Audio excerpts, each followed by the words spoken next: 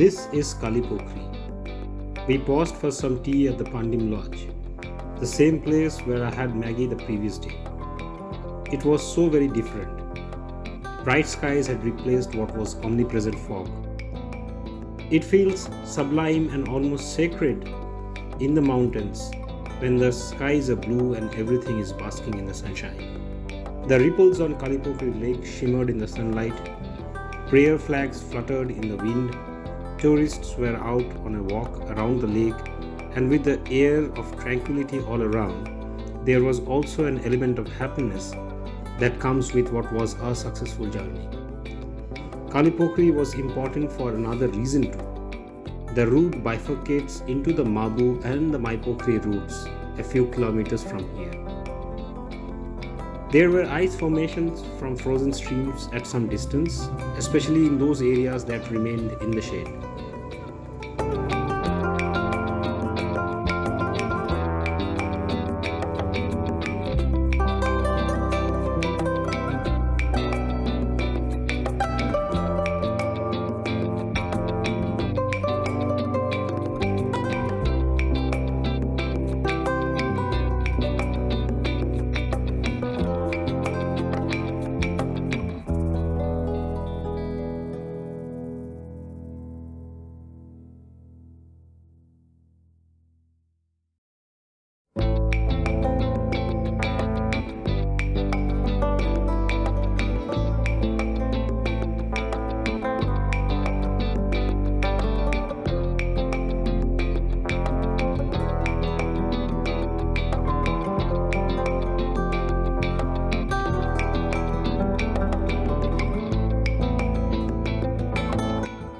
Like most roads in the mountains, the climb up Sandakphu and Phalut isn't one of a steady, gradual climb.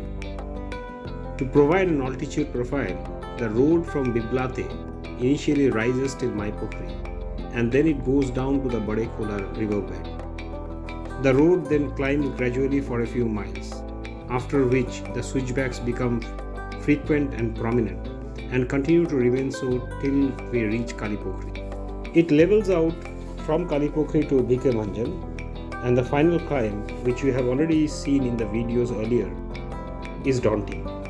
The Badekhola route involves crossing the river twice, but the Mabu one has only one river crossing.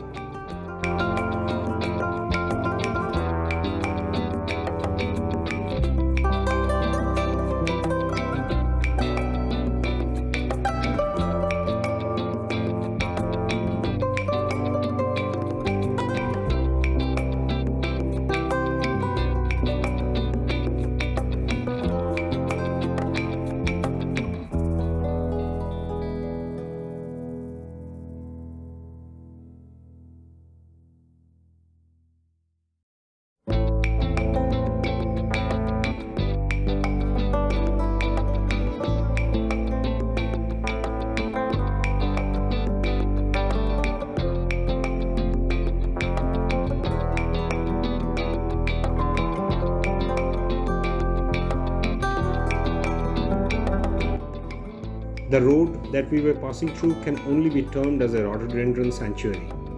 I stopped a few times to click photos of the steed, a thanks very much due, which makes it possible for me to visit places of the most arduous terrain.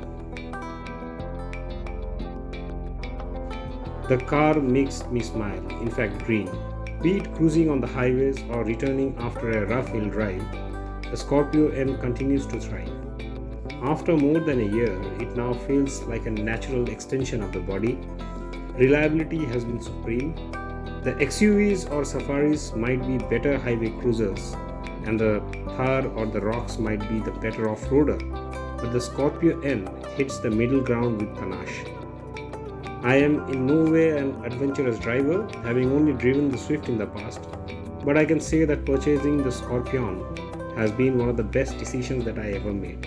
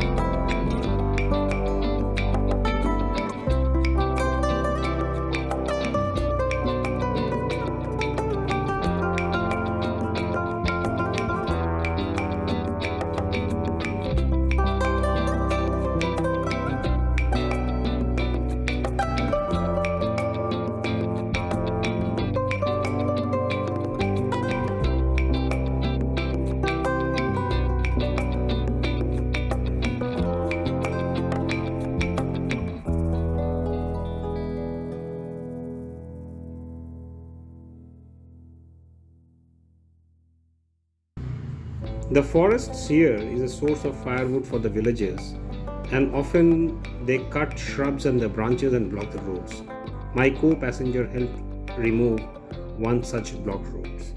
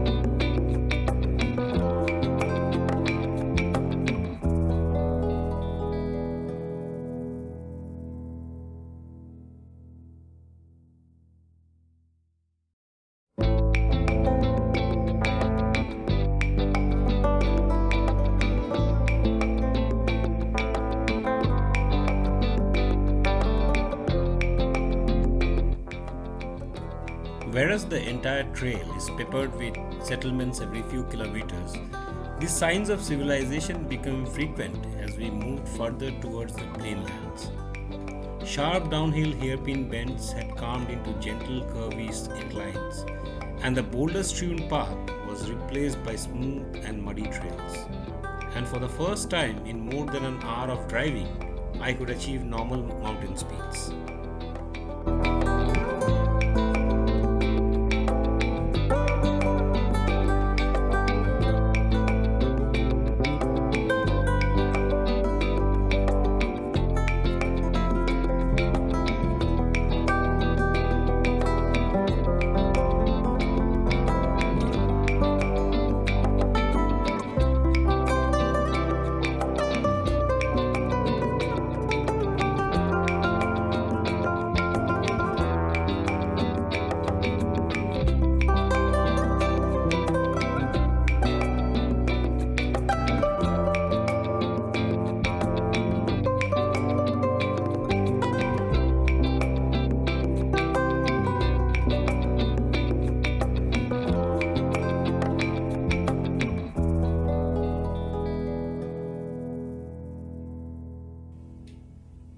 Then metal roads appeared and continued for 10 kilometers, after which it turned into off-road patches yet again.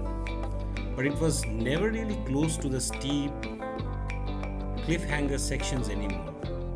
And since the purpose of this video was to depict the route, I would like to take this opportunity to provide an update on the exact route to take, and this is as of January 2026.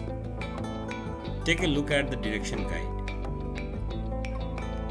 During my ascent, I had taken the Maipokhri road. A section of the main road near Barekhola was closed, and I had to take a diversion of an additional 10 kilometers. This diversion was also the first opportunity when I had to engage 4x4. It involved crossing streams, bamboo plantations, and even a school ground. After reaching Sandakphu, when I narrated my ordeal, the homestay owner returned me a cold stare and told me to take the route via Mabu. The different routes separate at Kalipokhri, so if you are not sure of which road to take, ask the locals for the road to Mabu. Here is the direction guide once again showing the recommended route. This route has 10 kilometers of wide metal road and is shorter too.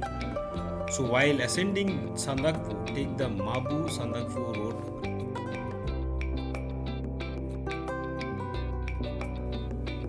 In fact, I met an engineer who apprised me that they plan to build metal roads within the next 2 years, all the way to the Sandakphu top, along most of the current routes. So the thrill of off-roads might not remain a few years from now. Until the roads are constructed, the route alignment will keep changing. What is open today it uplifts the economy, brings amenities, convenience, and healthcare within reach. Many years back, I was on a trek to the Rupam Valley in the Boxa region. I had seen a sick woman being carried on a charpoy supported by a few locals who were walking downhill. And their objective was to reach a primary health center. I'm not sure if the lady survived, but that scene has since stuck with me. But roads also bring with it the scourge of unsustainable development. And we need to find a middle path where both the development and nature can find to live a way